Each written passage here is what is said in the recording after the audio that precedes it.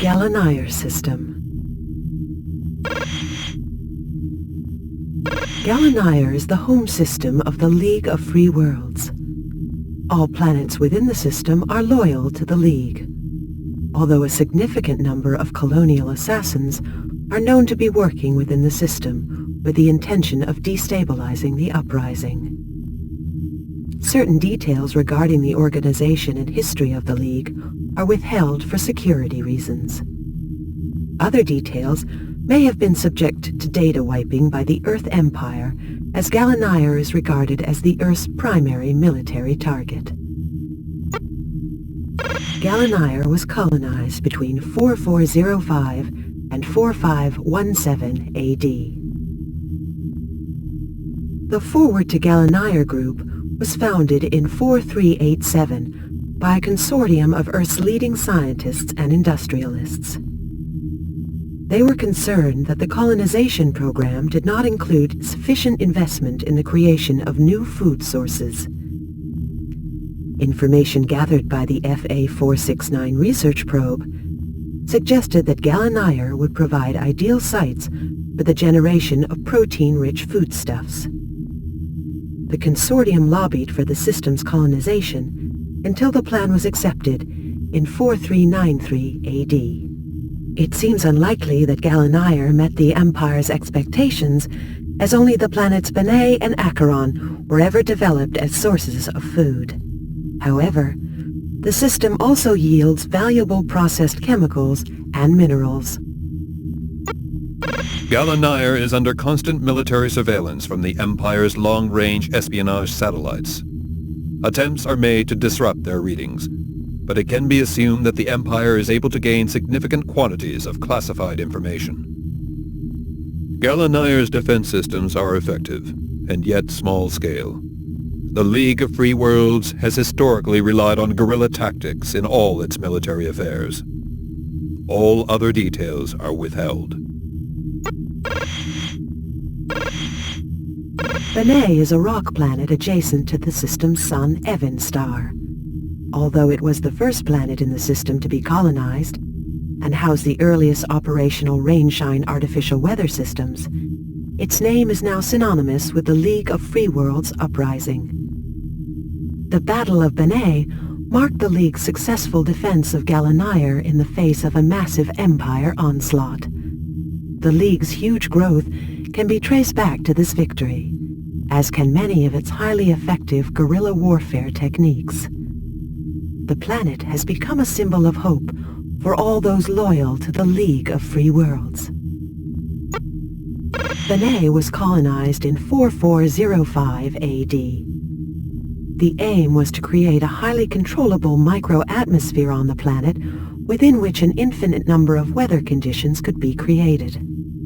Rainshine Inc. provided the artificial weather technology which was installed, although early models of their system proved only partially successful.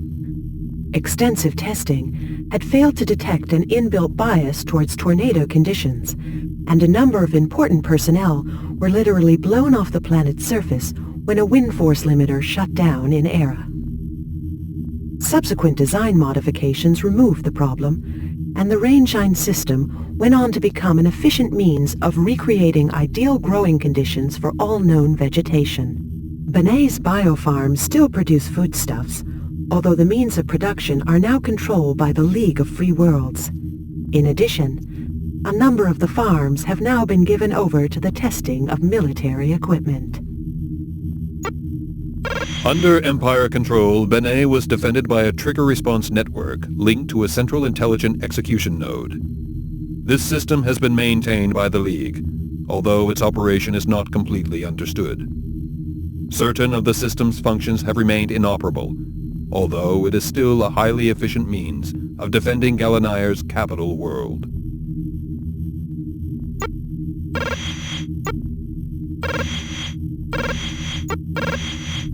It was originally hoped that Fortuna's chemical resources could be exported the short distance to Benet in order to drive the artificial weather systems which had recently been established there. Due to the presence of trace toxins, these chemicals proved unsuitable for use in conjunction with food production. However, They were well suited for use in engine fuel. Fortuna's chemical plants are now used to fuel League assault craft. Following colonization in 44-45 AD, a number of attempts were made to skim off surface gases from the outer layers of Fortuna. Several techniques were tried, but none offered the degree of fine control necessary to separate the valuable outer layer from the worthless underlayer. A number of research groups were dispatched to Fortuna. Attempts were made to calibrate the machinery correctly, but the only result was irreversible damage to the structure of the planet's surface. However, in 4451 AD, it was discovered that suction techniques were able to carry out the task effectively. Large areas of Fortuna were subsequently encased in vast suction bins which extracted only those gases which could be used in the manufacture of fuel.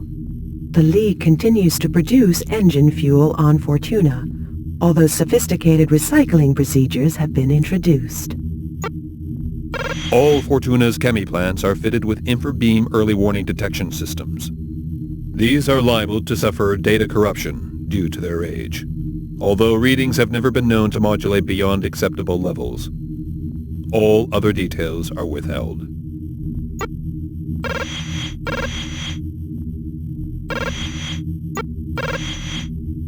Morpheus is a rock planet covered by vast mountain ranges which house large quantities of mineral-rich deposits. Extensive mining has taken place, although the tunnels and shafts which run beneath the planet's surface are now in danger of collapse. A program of remedial repairs is now underway. The mining colonies of Morpheus witnessed some of the fiercest uprisings against Empire control. For this reason, its history has been subject to extensive data wiping by the Empire. Indeed, Morpheus does not officially exist as far as the Empire is concerned.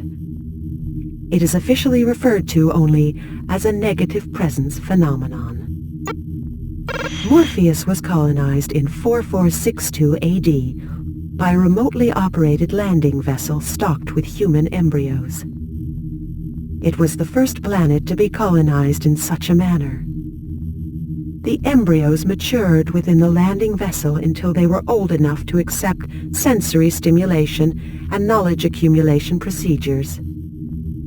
No other human visited the planet until 4481, by which time the programmed embryos were mature adults who had already begun establishing a mining colony. Despite the efforts of the Empire to ensure the population was correctly programmed, the Morpheans never accepted Empire control. They regarded themselves as natives of Morpheus only, and responded violently to Empire coercion. The mines were barricaded against incursion by Empire forces, and a series of conflicts set in progress, which ultimately helped establish the League of Free Worlds. All information is withheld. Planetary observations. Acheron remains the only organic planet to have been discovered anywhere in the universe. It is not clearly understood how Acheron came to exist, although Empire scientists have speculated that since it is organic, it must have the potential to reproduce, and therefore there must be other such planets elsewhere. The planet's surface is made up of a dense vegetable matter which alters in color according to weather conditions. The presence of huge phosphorus lakes means that Acheron is never in darkness. Acheron was colonized in 4472 AD by a commercial operation called Future Food. Their brief was to establish Gallonigher as the Empire's primary food exporter, a plan which dated back to the original colonization of the system.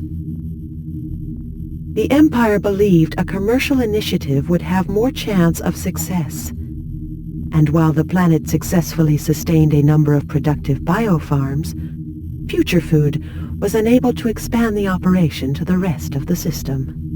Now supplying foodstuffs to planets loyal to the League of Free Worlds, Acheron has been a frequent target for Empire buzzcraft. The colonial navy's largest operation resulted in the destruction of an entire year's harvest, which devastated League morale.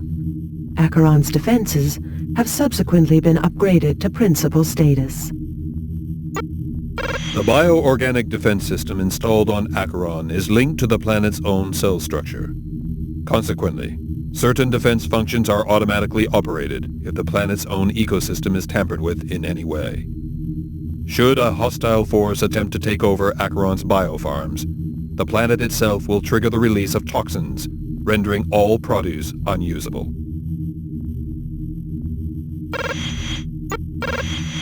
Proteus is a rock planet supplying ore used in the manufacture of League flight craft. Its mining colonies are largely automated, as highly toxic dust is produced as part of the mining process. The mining facilities are housed in sealed chambers and are separated from the main population centers by large artificially generated electromotes. Any dust particles escaping from the mining chambers are drawn into the moat, where they are bombarded with grains of toughened diamond until they are obliterated. No failure of this system has ever been recorded, and Proteus is regarded as a desirable place to live and work.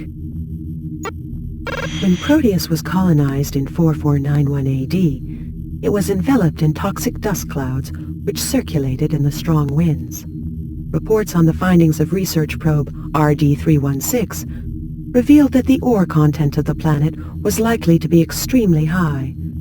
Subsequent geological investigation by remote analysis devices proved this to be correct. It is not thought that the toxic materials which characterize much of Proteus's geology have ever proved problematic to colonists. Empire sources confirm that all mining structures were built by remote devices, and highly effective safety measures have been implemented at each stage of the colony's development. During the turmoil of the anti-Empire uprisings on Proteus, Empire forces attempted to reverse the action of the planet's electromotes in the hope that toxic material would be ejected back into the atmosphere and insurgents would be killed. However, fail-safe mechanisms built into the electromotes did not allow this to happen, although a number of Empire technicians were electrocuted in the attempt. Proteus is currently a Category A weapon development site and plays a key role in the manufacture of League flightcraft. It is subject to a data blanketing order verified by the Father. No other details are available.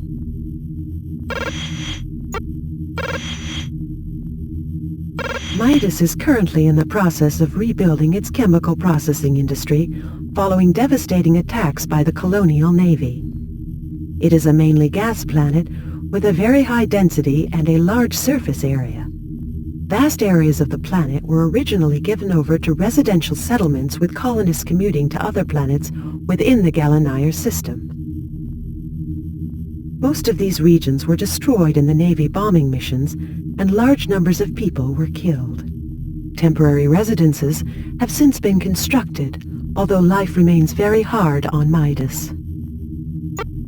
The colonization of Midas was brought forward by 10 Earth years as an emergency measure to accommodate the growing number of colonists within the Gallonigher system.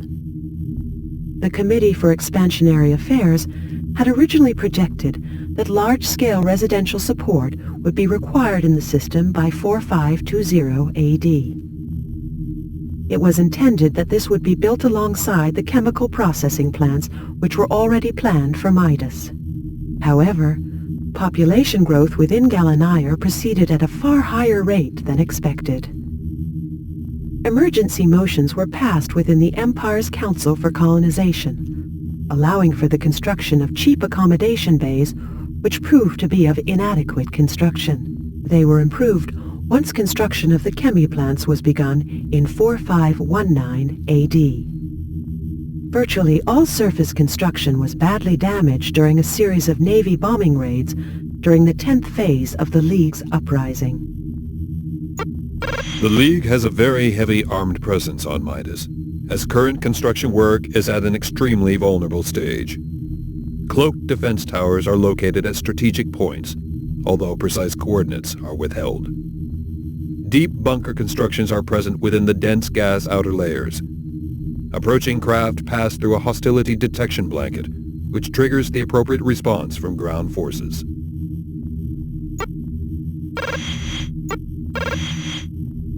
Galatea is a mainly gas planet adjacent to the outer rim of the Gallonigher system. The final planet in the system to be colonized, it now houses a number of League military installations appropriated from the Empire.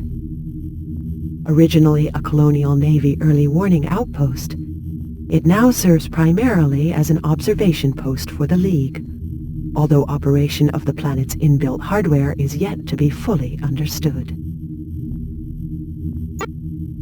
Galatea was not actually discovered until the colonization of Gallonigher was well underway.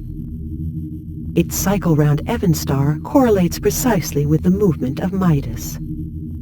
The planet therefore remained hidden until its gravitational pull was detected in 4469 AD. Colonized as a Navy early warning outpost in 4517, the planet continues to operate a sophisticated early warning system on behalf of the League. Unfortunately, when the installations were seized from Empire control in the Great Navy Retreat of 4660, a number of security passcodes were lost. Consequently, about 25% of Galatea's hardware remains inoperable. Attempts to override security mechanisms are liable to result in the planet's self-destruction. For this reason, only a limited number of League military volunteers are resident on the planet. All details are withheld.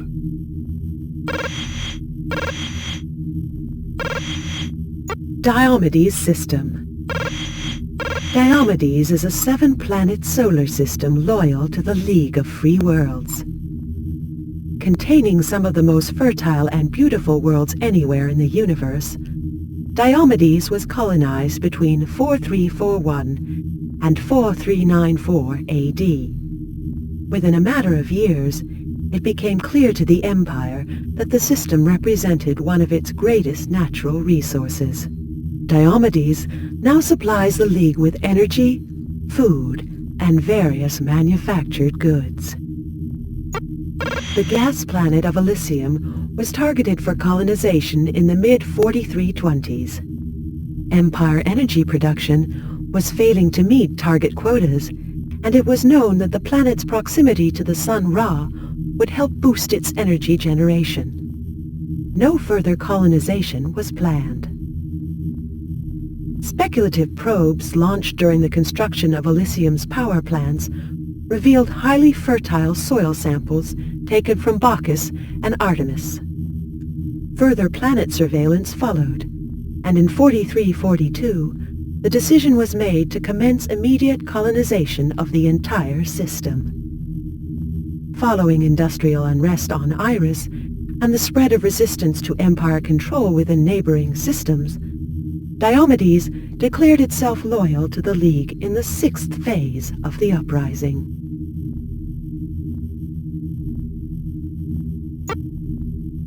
As a wholly loyal solar system, the League supplies Diomedes with all available defense resources.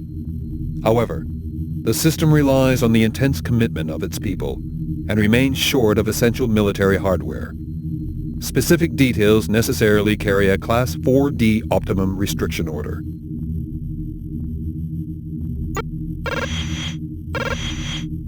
Elysium is a predominantly gas planet surrounded by orbital power plants and a number of heat-blocked residential compounds. The Empire originally attempted to encase the entire planet within a suspended heat-resilient exoskeleton, although this project eventually proved unworkable and only the base support structures remain. These are now used as off-planet docking bays by the League. Elysium was colonized in 4341 AD as a site for the generation of solar energy. The initial influx of colonists refused to work due to the disorientating effect of the planet's rapid rotation. The change from darkness to light proved too frequent for the human metabolism. A self-regulating permaskin was developed by Magirap Industries, an Empire-sponsored company involved in the manufacture of micro-thin heat deflectors for flight craft. When worn, this body covering and headset created a day-night changeover sequence independent of actual planetary conditions. The original supply channels established by the Empire distributed Elysium's power to at least 12 different solar systems. Since the planet's population declared its loyalty to the League, these supply routes have been terminated. Most of the planet's energy is now used within Diomedes itself. The central power distribution node on Elysium has been fitted with an impact reversal loop. In the event of a destructive strike targeted on Elysium, the planet's entire energy generation installation will feed back on the attacker.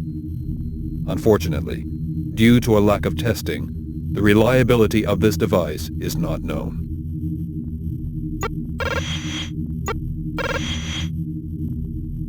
Bacchus is an extraordinarily fertile rock planet covered in a nutrient-rich, fibrous soil structure irrigated by naturally filtered water supplies. Until recently, the planet was responsible for many of the League's finest foodstuffs, although much of the food chain has now been blighted by the introduction of a mutant gene which has rendered the vegetation inedible. This gene is believed to have originated in an Empire laboratory. Colonized in 4349 AD, Bacchus was hailed by the Sentinel Daily Report as possessing the most perfect soil for the propagation of edible materials our scientists have ever studied. Other Empire propaganda ethercasts referred to the planet as a floating farm and the Ball of Dreams. Bacchus's original colonists were permitted to retain 0.0045% of their food output for their own use. The planet's yield was so large that this resulted in a vastly overfed population who became unwilling and unable to maintain the Empire's intensive working practices. Many of the processes were consequently mechanized, and a newly trained workforce put in place. The original colonists were removed and subjected to enforced dietary restriction. Since Bacchus claimed loyalty to the League, it is believed that Empire bioresearch scientists have been attempting to poison the planet's food output. The recent introduction of a deadly mutant gene appears to prove this. The defense of Bacchus has recently become the subject of much debate within the League, as the mutant virus infecting its food indicates that defenses have been breached. Data blanketing measures have been taken, and all distribution privileges withdrawn. All other details withheld. Artemis is a ringed gas planet which specializes in the growth of highly nutritious vegetable produce. Like its neighbor Bacchus, Artemis is one of the most fertile spots in the known universe. Unlike its neighbor, it has so far resisted attempts by the Empire to introduce rogue elements into the food production process, and therefore remains one of the most important League bases. Artemis was colonized in 4362 AD, as it was known to possess a curious suspended soil mantle which benefited from the presence of a heavy gas sublayer. Following problems with the working practices on neighboring Bacchus, a fully automated production process was introduced. However, after a series of major malfunctions, the Empire's Agricultural Commission introduced a resident workforce. They were given no rights to any of the food they produced. All goods were seized at the time of harvesting and removed. During the industrial uprisings on Iris, which turned the system's loyalties towards the League, the agricultural workers of Artemis dismantled all their machinery and destroyed an entire year's harvest. This seriously affected the AgCom's food budgets and caused famine in a number of isolated population centers. It remains one of the most famous acts of resistance in the League's history. Since the poisoning of Bacchus's food cycle, the importance of maintaining an uncorrupted source of high-quality produce on Artemis has increased. All data referring to the planet's defenses has been withdrawn from the information domain. No further details available.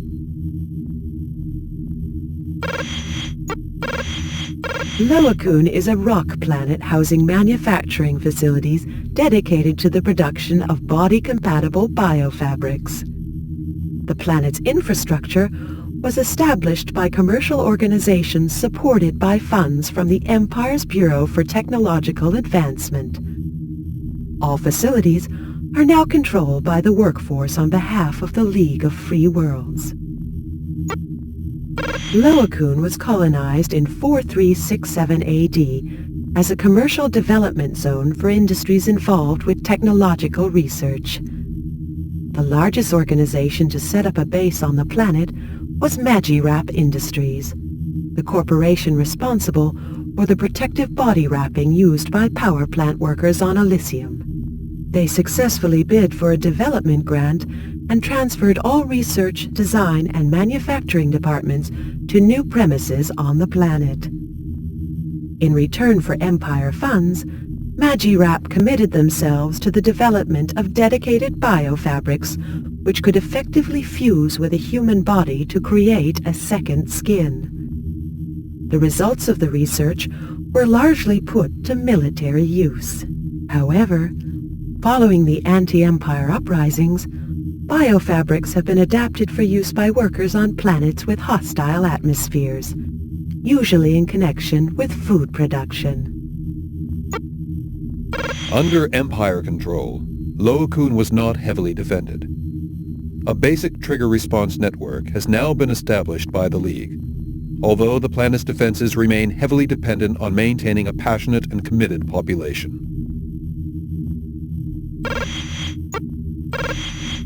Iris is a mainly gas planet manufacturing much of the specialized plastic supplied to official League enclosures in neighboring solar systems.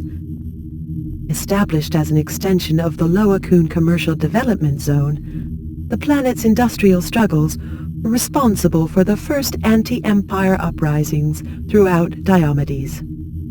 The resident workforce remains highly committed to the League. With the success of the neighboring development zone on Loakun, the Bureau for Technological Advancement was anxious to capitalize on the region's concentration of research and manufacturing skills. An extension to the development zone was established on Iris in 4378 AD, and a number of high-technology commercial interests moved in. Timac Artifice was the first corporation to make a base on Iris. Responsible for advanced plastic systems to be used in artificial neural components destined for the military, Timac had a history of coercive labor control methods. Following their notorious production line cull, planet-wide rioting gave way to an organized uprising against the Empire. Inspired by rebellions elsewhere, it was the violent action on Iris which led to the entire Diomedes system turning to the League. Iris's airspace is defended by a combination of beam-responsive protasm missiles and blanket sky patrols by League activists. Scan deflectors are in constant operation, as are three-way bombardment warning sensors. Firepower remains medium to heavy.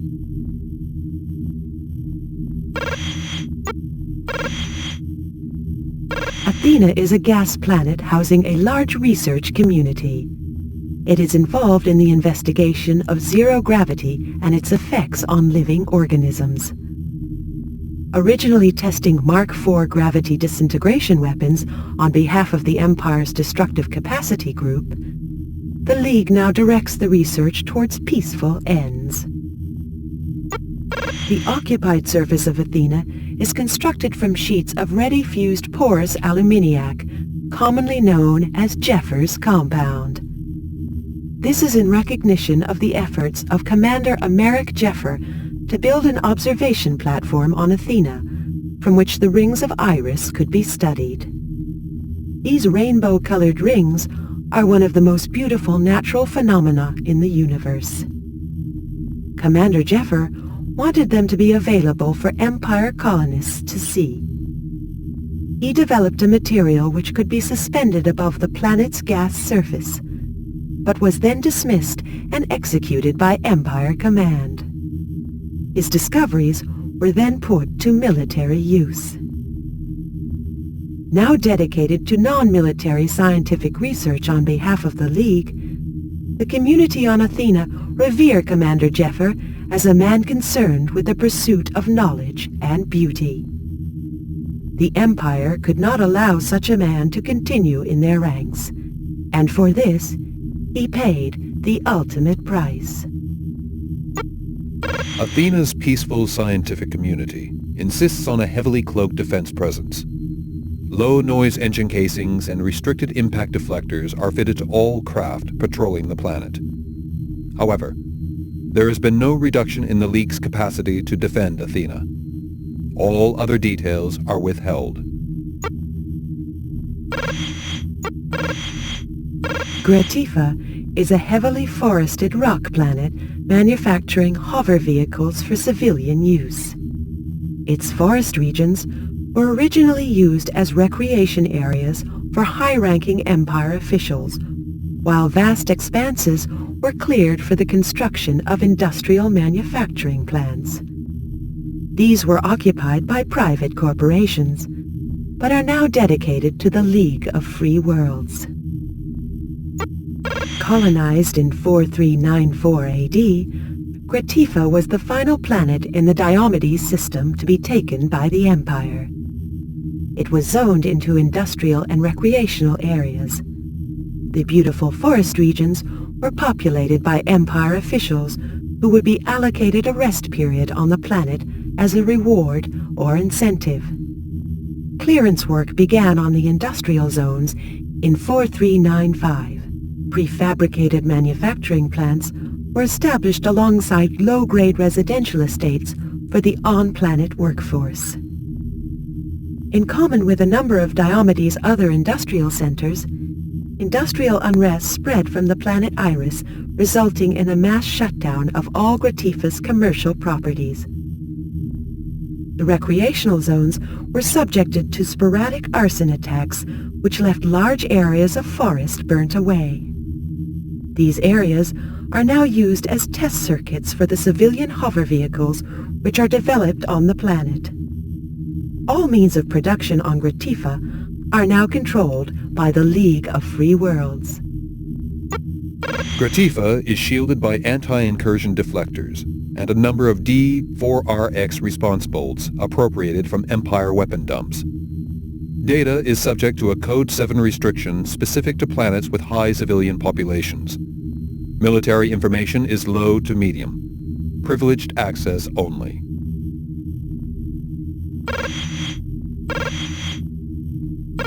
Diomedes system, Draco system. The Draco system lies at the heart of the Earth Empire, housing large-scale weapon and flight craft manufacturing facilities. The 6 planets are lit by 2 suns, Helios and Hecate, which are believed to have mood-altering properties. While this may sound unlikely, neural data reports held by the Body for Objective Exploration suggest that empirical evidence highlights a genuine mood shift phenomenon linked to the 2 suns. Draco was colonized between 4252 and 4321 AD with the intention of establishing a core supply base for Empire military operations. With the support of Group Commander J4TM and finance from the Militia Deposit Foundation, an exploratory cluster was dispatched to Draco with orders to assess its suitability. Rapid colonization was recommended, and a number of specialisms divided between the 6 planets. Data scans reveal Draco system.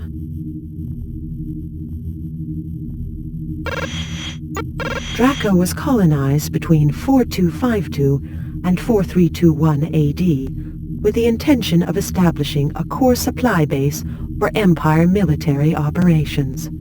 With the support of Group Commander J4TM and finance from the Militia Deposit Foundation, an exploratory cluster was dispatched to Draco with orders to assess its suitability.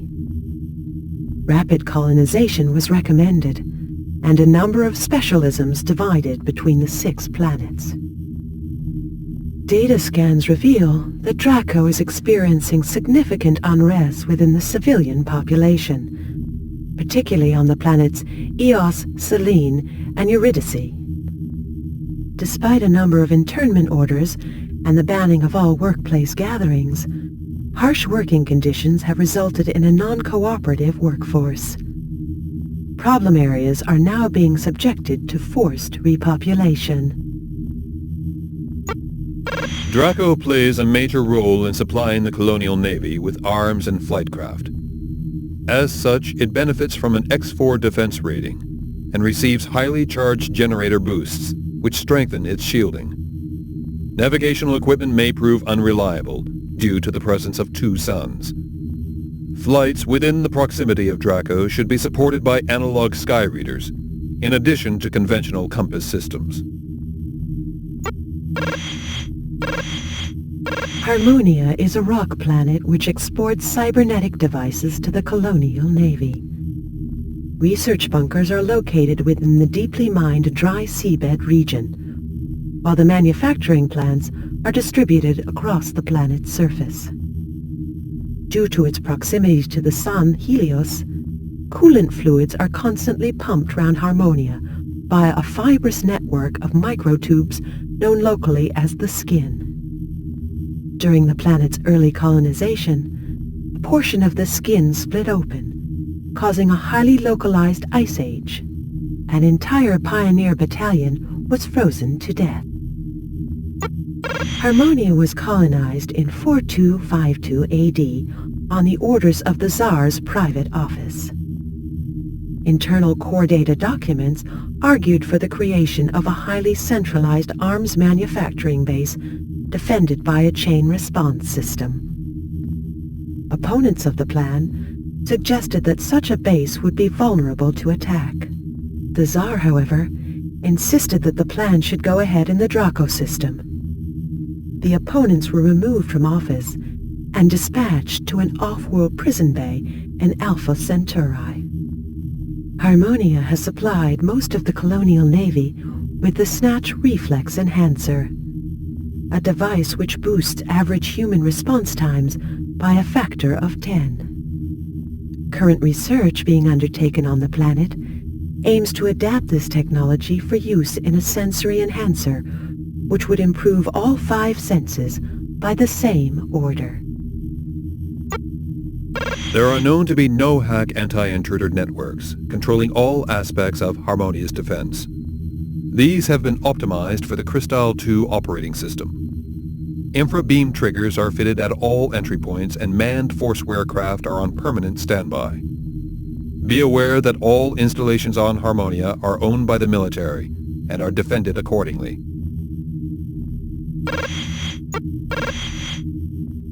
Shalina is a rock planet which houses an unknown number of military research laboratories. Although certain of their activities are known, blanket security arrangements appear to be in force on the planet. Laboratory locations are not known as they appear to have been constructed from a beam-deflective material which causes scanning devices to feed back in an nth-generation loop. However, information leakage retrieved from a rogue wave filter suggests that the planet's primary research is concerned with robotics, specifically the development of a highly efficient non-human soldier. Shalina was colonized in 4270 by the Land Excursion Division of the Colonial Navy. It was immediately isolated from the planet Harmonia by the construction of an air gate, which causes extreme signal disruption. The intention was to deny the planet's existence even to other members of the Empire's forces. This plan was maintained for several Earth years. Colonists initially believed they had simply been moved to a new area of Harmonia. Since the truth was revealed by a malfunctioning binary message reader in 4279, the Empire has reluctantly acknowledged the planet's existence. However, it continues to insist that only basic waste disposal and skyway maintenance activities are undertaken on Shalina. It is clear this is not the case, as military-coded research reports have been regularly intercepted. Unfortunately, they remain unreadable. Extreme shielding and signal disruption devices are in use across Shalina. A Mark II trigger node has been detected, but the use of beam-deflecting materials makes intelligence gathering difficult. Information avoidance procedures are in operation. Information may be unreliable.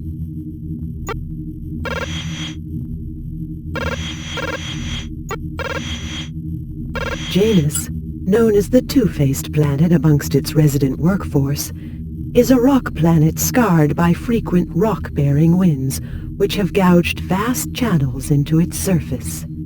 It now houses a huge collection of weapon factories specializing in the manufacture of the T-5 Avalanche strike craft. They are sheltered from the extreme weather conditions by leaning platforms constructed from a bauxilic compound known as Janus dust. An attempt was made to colonize Janus in 4285 AD. However, the landing crew were killed in suspicious circumstances when they attempted to report one of their number for insubordination. Legal text stored in the Empire's data vaults suggests that as soon as the landing craft entered the zone lit by the sun Hecate, uncharacteristic mood changes overcame the crew members. While largely anecdotal, there is also some limited scientific evidence connecting Hecate with extreme mood fluctuation. The planet was successfully colonized in 4289, and since then, all colonists have been required to wear protective clothing when entering the Hecate zone. Certain information suggests that the system's other sun, Helios, also has mood-altering properties. Although as these are thought to be positive, no attempts are made to minimize their possible effect. Standard defense procedures are in effect on Janus, although they are boosted by the presence of a demon hex generator. Scans reveal prolonged signal disruption, although this appears to close down as Janus passes through the shadow cast by adjacent planets. This may assist attack forces.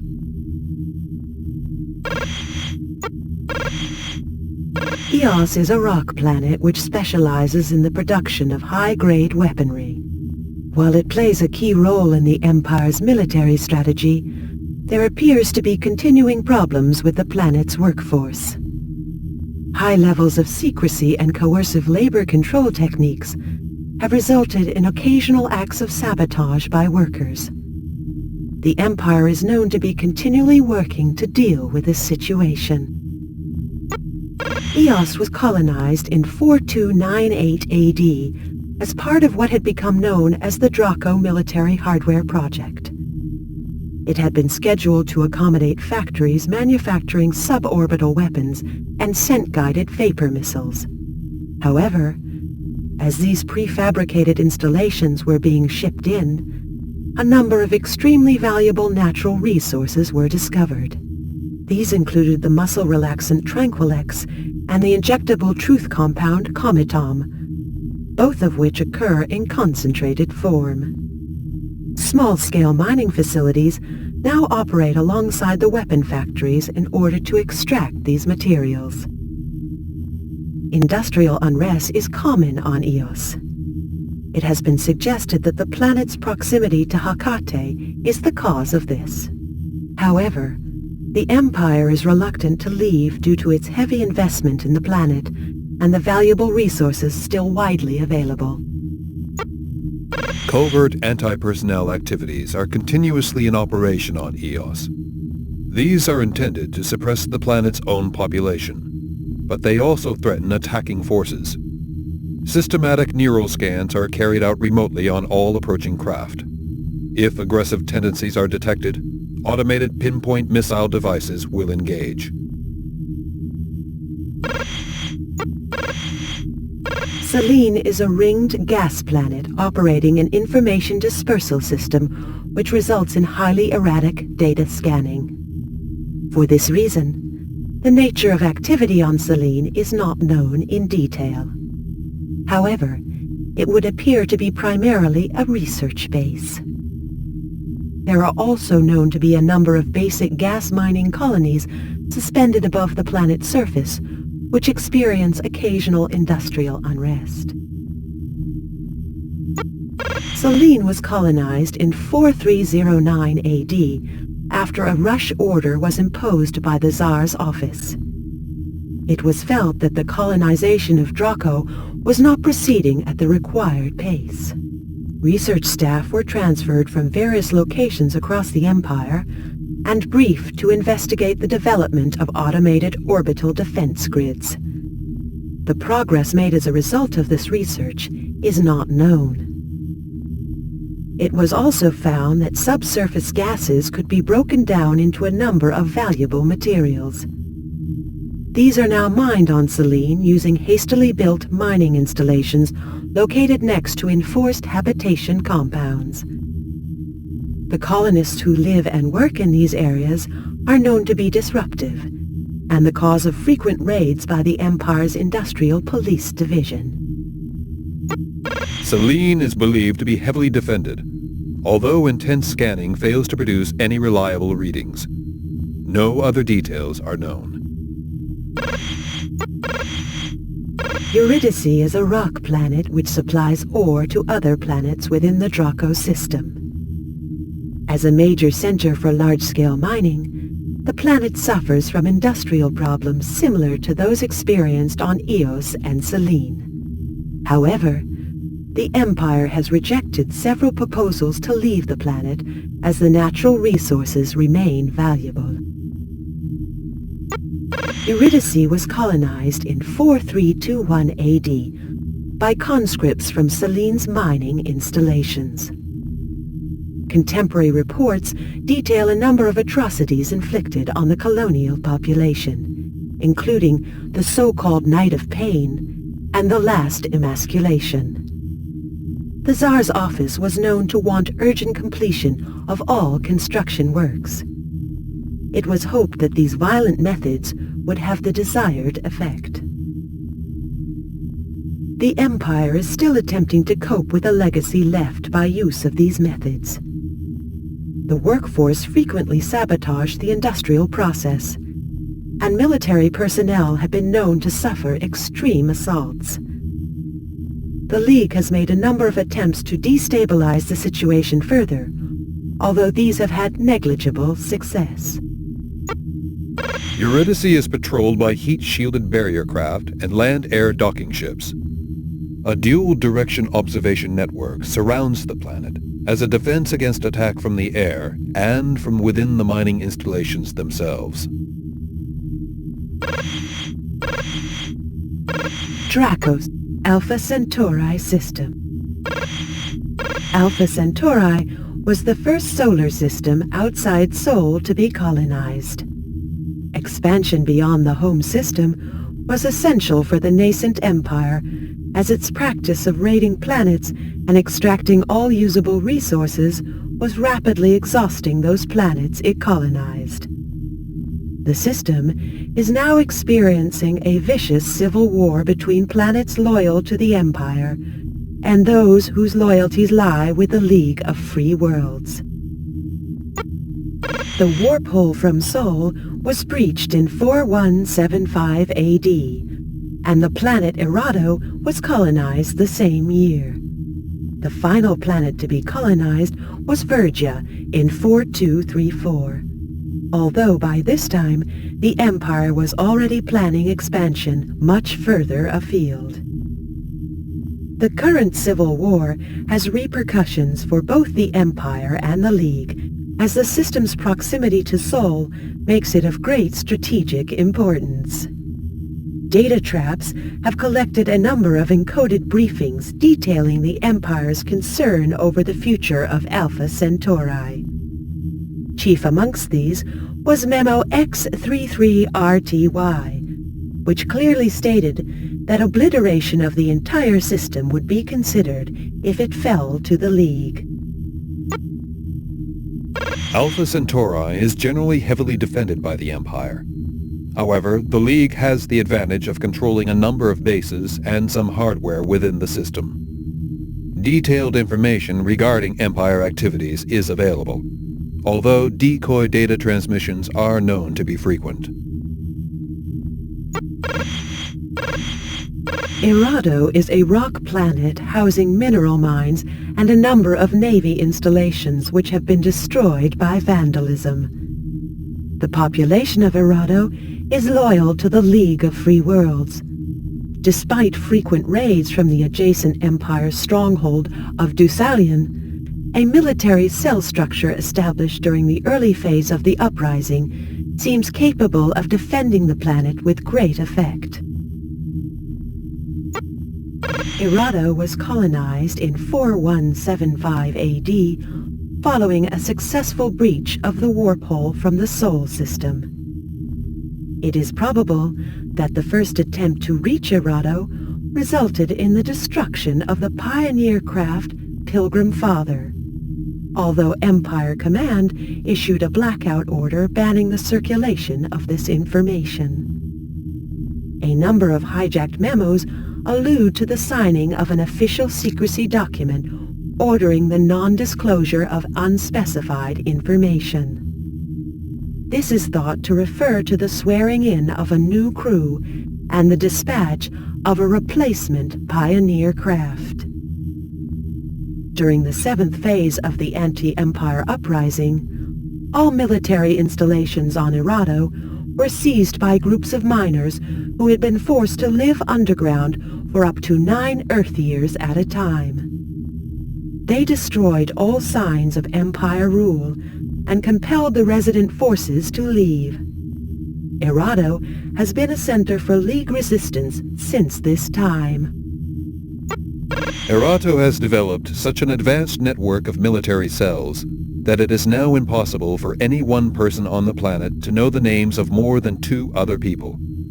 In this way, the League sympathizers on Errado have successfully defended themselves against infiltration by the Empire.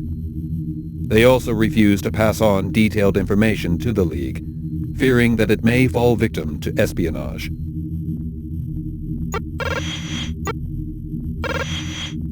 Deucalion is a large rock planet which remains loyal to the Earth Empire. It has developed as an exporter of foodstuffs, in particular of genetically purified cattle strains which are reared in modified biofarms. League scientists have previously made ambitious attempts to alter the genetic makeup of these cattle, the aim being to introduce poison-producing glands which would render the animals worthless as food. These efforts have so far proved unsuccessful. Deucalion was colonized in 4186 AD following the successful landing on Errado 11 Earth years previously. Communication links between Sol and the new colonies in Alpha Centauri initially proved problematic. There were frequent network crashes which hindered the establishment of the basic colonial infrastructure. Material supplies were often late as request memos went astray. On Deucalion, a number of early colonists starved to death in a remote camp well away from the base landing zone. Their distress messages were deflected by an aerial buffer caused by the planet's low air pressure. Their presence was not suspected until the remnants of the message were detected on Earth itself 76 years later. Deucalion's biofarms house genetically modified cattle bred for food.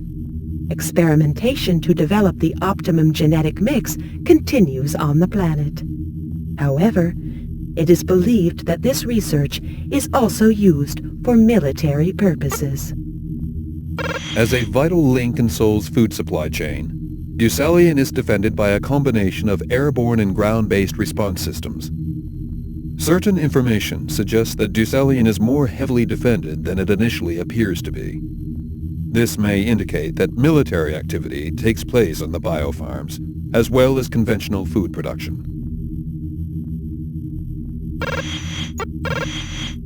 Hesta is a rock planet primarily concerned with the manufacture of information technology for civilian use. The planet's surface is coated in a silicate compound, which results in a completely smooth and dust-free environment. It is not unknown for colonists on Hesta to suffer an extreme aversion to these clinical surroundings. This condition is termed Hesta's retort. Specially adapted footwear is worn by all Hesta's colonists, as the lack of friction on the smooth surface renders conventional footwear useless. Hesta was colonized in 4203 AD by representatives of Digicorpus, creators of civilian computer equipment based on military technology. The clean, dust-free environment offered by Hesta was unsuitable for many of the Empire's requirements. The Bureau for Commercial Development, therefore, invited interested commercial parties to submit plans. Digicorpus established the first technological village on Hesta in 4205 AD. They were quickly followed by Neverwhere, Hex and Doctors Inc., and TRQX. There does not appear to have been any extraction of Hesta's natural silica-rich deposits. All raw materials are imported from elsewhere in the Empire. Extensive intelligence gathering has failed to reveal any military presence on Hesta. All the planet's exports appear to be strictly for civilian use. Despite the apparent absence of military installations on the surface of Hesta, the planet has proved impossible for League forces to attack successfully. It is unclear why this should be. However, it should be assumed that heavily cloaked airborne defenses are present along with highly successful jamming signals.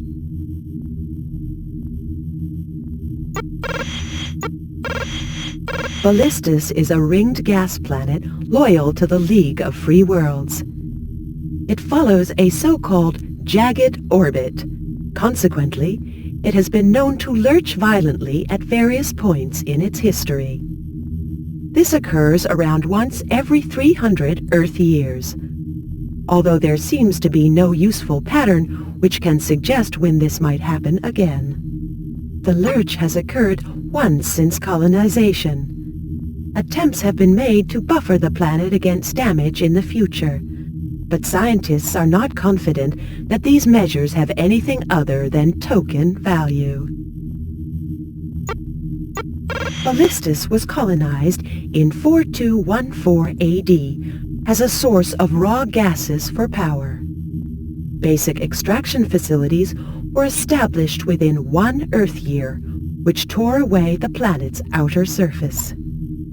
The high rate of extraction led to severe shrinkage by 4224, and Empire scientists were brought in to suggest ways in which Ballistus could be recycled.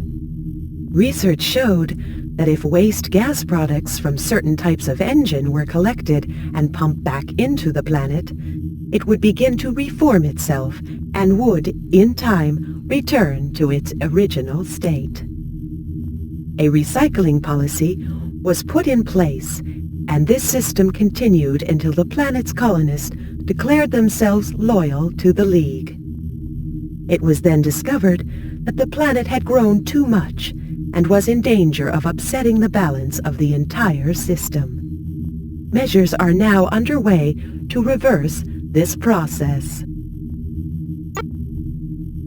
Ballistus has been the target of a number of sporadic and violent incursions by the Empire. It has been defended by the use of toxic waste products generated by the planet's core industry.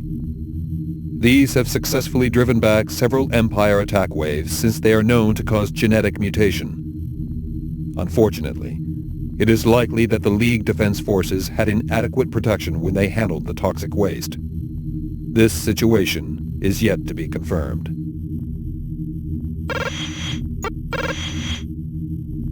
Calliopeia is a rock planet scarred by deep lesions. These were caused by so-called razor falls during the early phase of its evolution.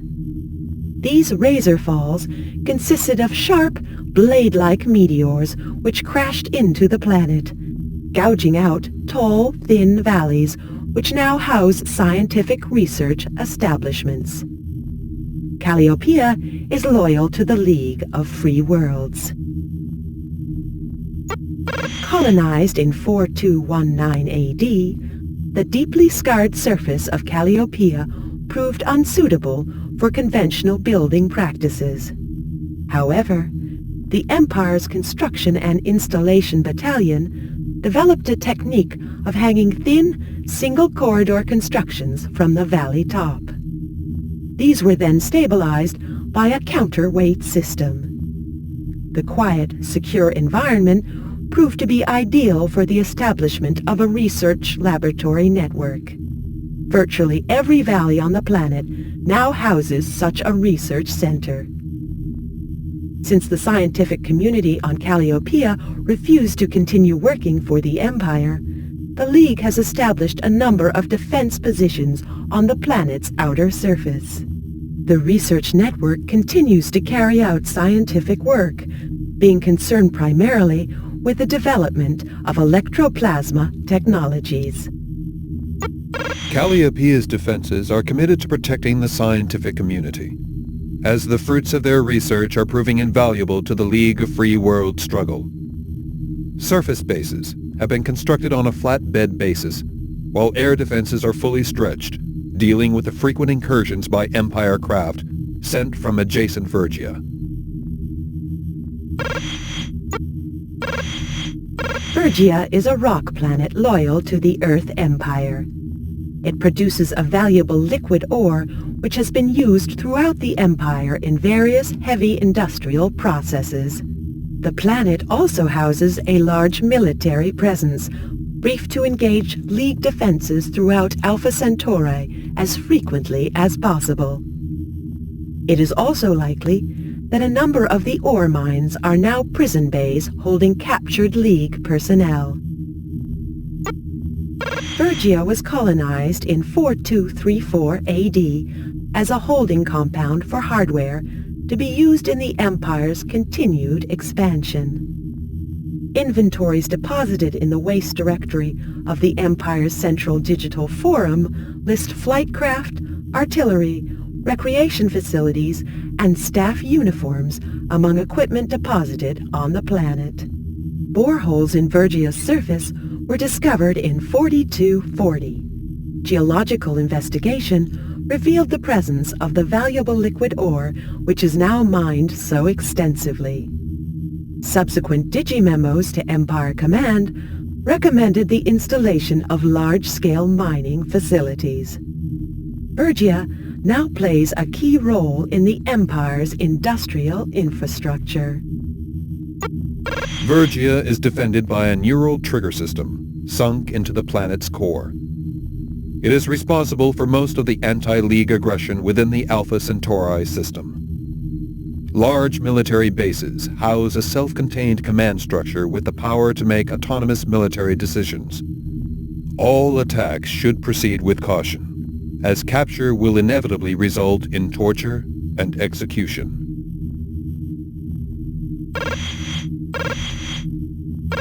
Alpha Centauri Sol System. Sol is the home system of the Earth Empire. Its importance to the Empire cannot be overestimated, despite the fact that most of its natural resources have been exhausted.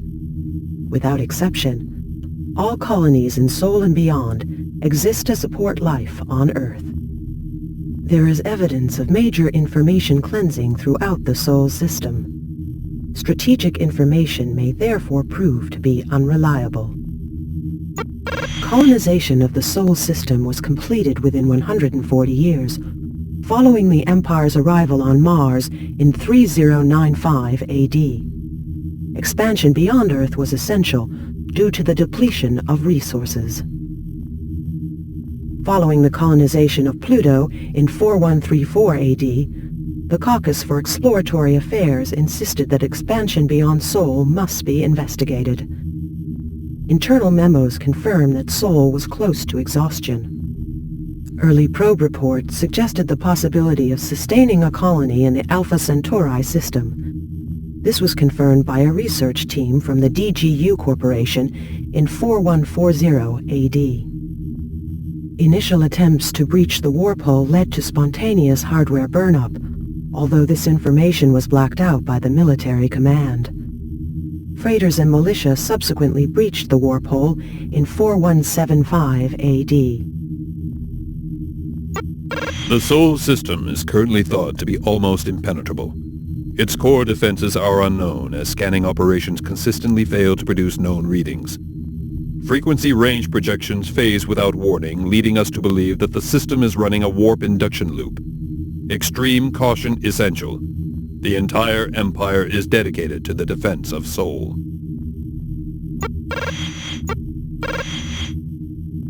Pluto is a virtually derelict rock planet on the edge of the Sol system.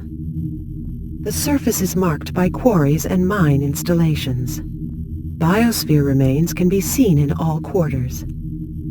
Only a handful of operational biospheres remain. These are subject to frequent vandalism. Occasional human activity has been detected, although the presence of military or law enforcement personnel is negligible due to the hazardous nature of the planet's surface. Most of the current population are of criminal extraction. It seems likely that the Bureau for Punitive Affairs regards Pluto as a punishment zone. Biospheres of the same design as those used on Venus were established on Pluto in 4134 AD. However, internal memos reveal that a large gravitational discrepancy was discovered following completion of the colony's basic infrastructure. This resulted in major atmospheric leakage, which rendered the planet uninhabitable for 7 Earth years as repairs were made. By the mid-4140s, extreme body disfigurement was noted on those working in Pluto's mines. Dr. J. Swartza noted, near-surface elements seem to contain anthrosic toxins which cause severe skin withdrawal. There were controlled evacuations from most of the colony, although criminal elements were still brought in. They were forced to continue scouring the planet for usable resources, suffering hideous disfigurement in the process. This practice is still believed to be occurring. Pluto is not defended as heavily as other planets in the Sol system, although law enforcement craft scan the area frequently. Empire operations are more concerned with the non-escape of those prisoners resident on the planet than attack from outside.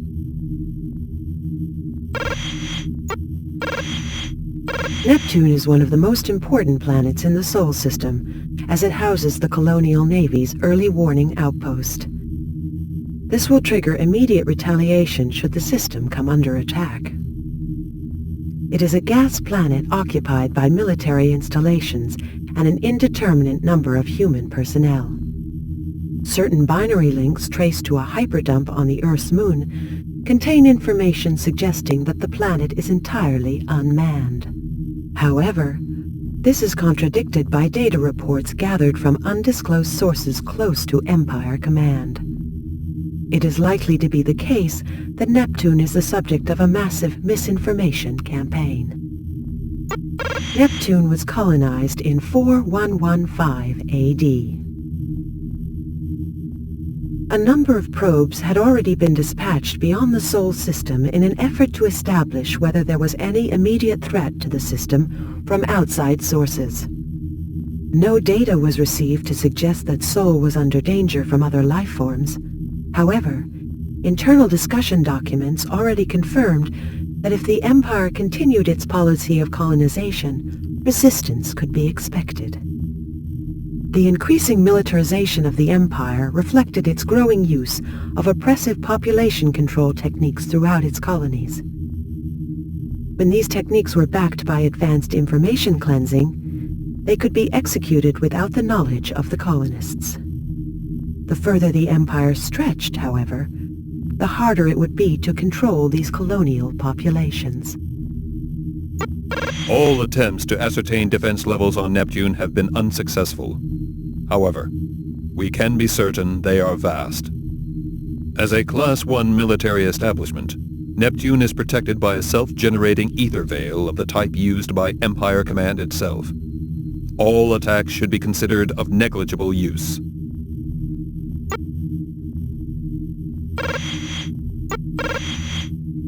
Uranus is a gas planet housing the Colonial Navy Academy. Now depleted of all resources, the planet is still of immense value to the Empire due to its massive military training infrastructure and concentration of military recruits.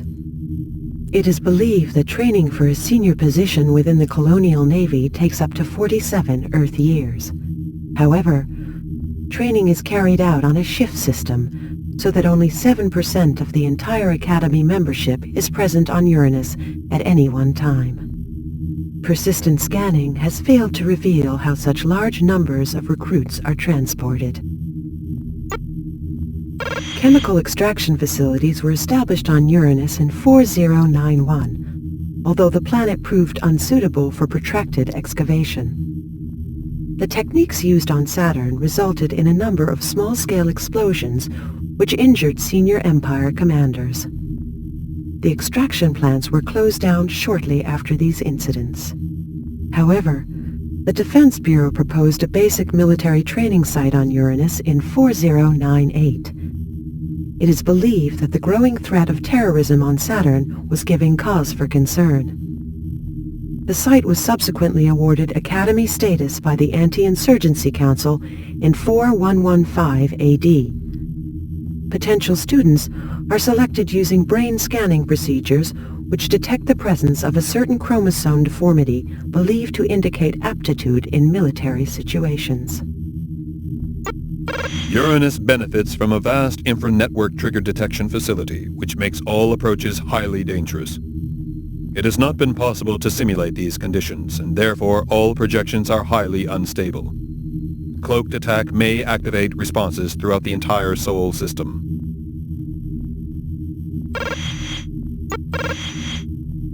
Saturn is a large ringed gas planet with a small quantity of very valuable chemical resources. Sky cities, similar to those used on Jupiter, are suspended above the planet's surface. Frequent personnel drops are made using self-propelled carriers which skim the outer gas wall and extract the chemical elements via a centrifugal generator. However, internal political problems within the Saturn Residential Committee have led to supplies from the planet fluctuating dramatically. For this reason, the Empire no longer regards Saturn as a reliable source of raw materials, despite the value of those resources which are successfully exported. Saturn was colonized in 4076 AD, after the Johnson probe confirmed the presence of certain valuable inert gases within the surface levels. Sky cities were developed using cantilever techniques pioneered on Jupiter, although the designs were substantially modified following Jupiter's catastrophic Sky City disaster. Elements within the labor force on Saturn refused to accept that any alterations had been made to the design, and distributed literature claiming that the Sky Cities were death traps. A number of anonymous digimems were logged at Anti-Corruption HQ, threatening terrorist action unless Saturn was evacuated immediately. No evacuation took place, and despite the absence of any apparent weakness in the Sky City design, terrorist acts remain commonplace on Saturn. Consequently, anti-insurgency operations are intense. The Empire regards the current political situation on Saturn as highly dangerous, despite the fact that the population is loyal. Factions within the population are highly volatile. The planet is therefore very heavily defended. Anti-personnel capabilities are exceptional.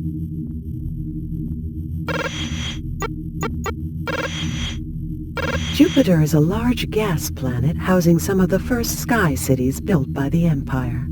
Most of these cities are now obsolete in design, although they are still heavily populated and hold symbolic value for the Empire. The planet's moons have been extensively mined for core minerals used in the creation of the first interstellar drives. 5 of the original 18 moons have since fragmented to asteroids through overmining. All bar 3 of the remainder have been abandoned.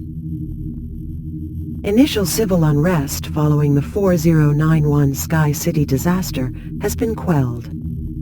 Population control is in effect. Due to the gaseous nature of the planet's surface, initial colonization used experimental sky cities.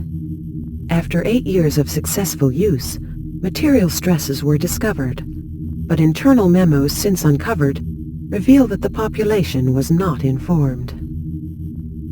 Internal binary calls logged at 34, 21, 66, 45 reported the collapse of Jupiter's Sky City 493.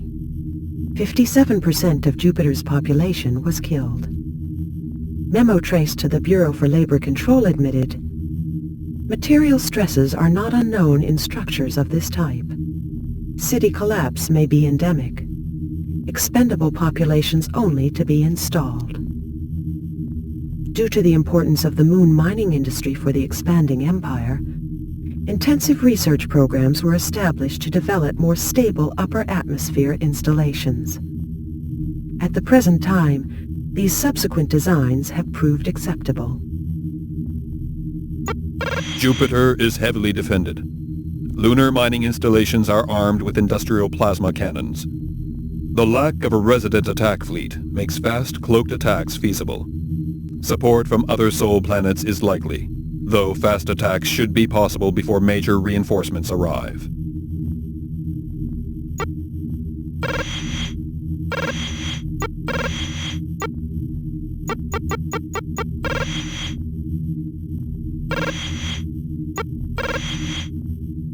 Mars, still often referred to by the archaic term the Red Planet, was the first planet to be colonized. The population is fiercely loyal to the Empire. It is not certain why this population is maintained, since Mars's resources were depleted several centuries ago. The pyramid structures which cover the planet's surface are not seen anywhere else in the Empire due to their inefficient heat distribution. However, they became a symbol of successful colonization and are maintained on Mars for propaganda reasons. Following major advances in atmosphere simulation technology, the first colony settled on Mars in 3095 AD. Defecting Empire officials have raised the possibility that the first wave of colonists suffocated after a respiratory system unaccountably closed down in 3096. If this is so, the Empire has successfully kept this information from the current population, who regard themselves as chosen people descended from the original pioneers. It is known that the Empire practices gerrymandering procedures to maintain the fierce loyalty of the Mars colony. Mind-wiping technology is used to create a population highly susceptible to suggestion, although the reasons are unknown. No resources remain on Mars. Mars is a heavily defended planet, which makes use of a number of rapid deployment technologies. It is suspected that the large and fanatical population may be trained in extreme suicide techniques.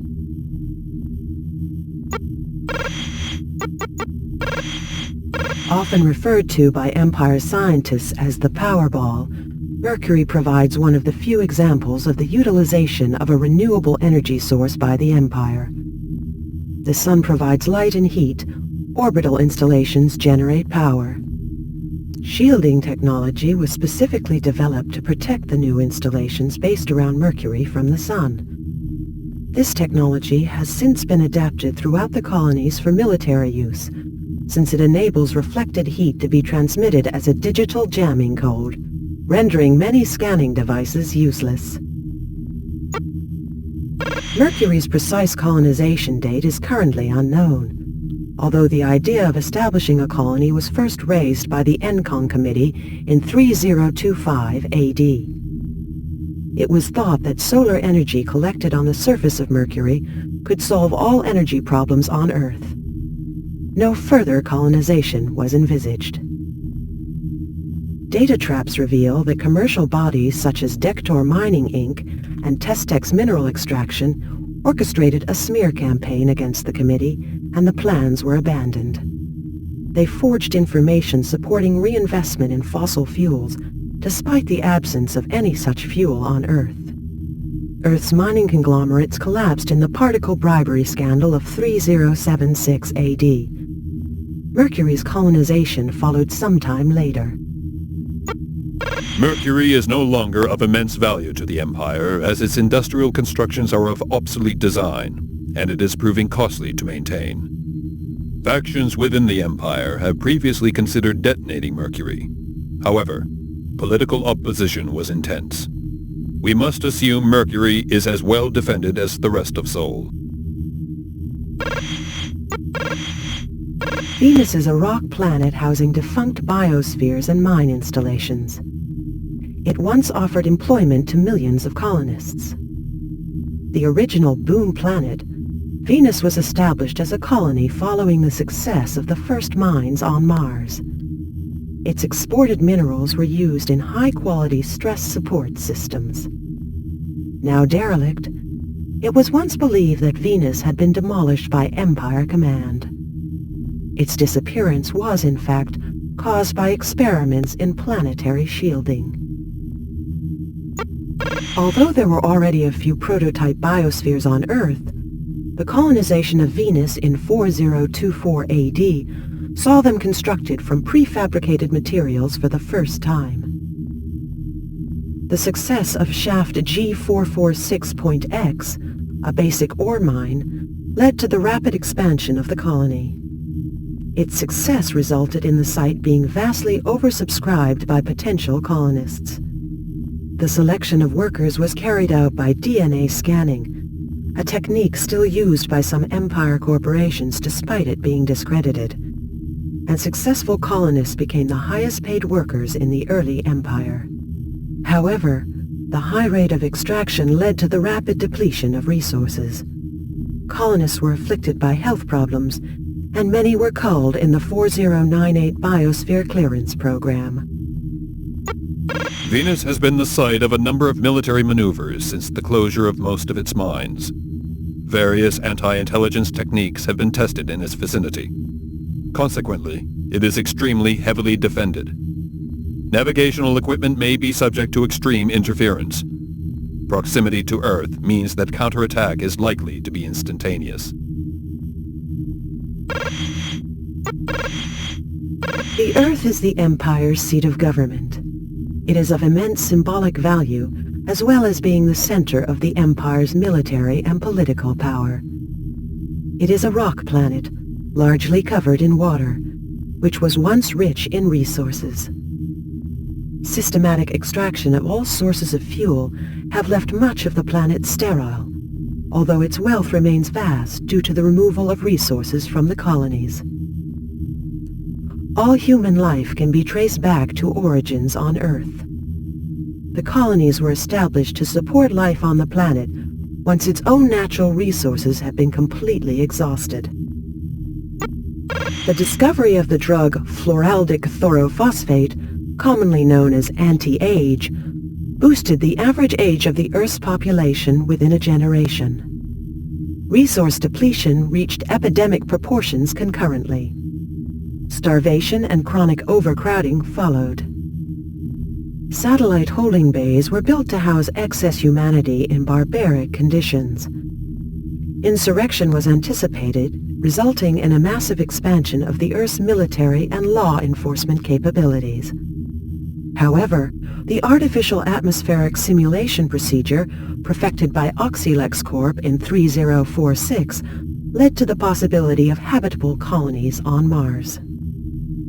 The Institute for Off-Planet Development stated, "The Martian surface will lend itself to the extraction procedures used on Earth for so many years.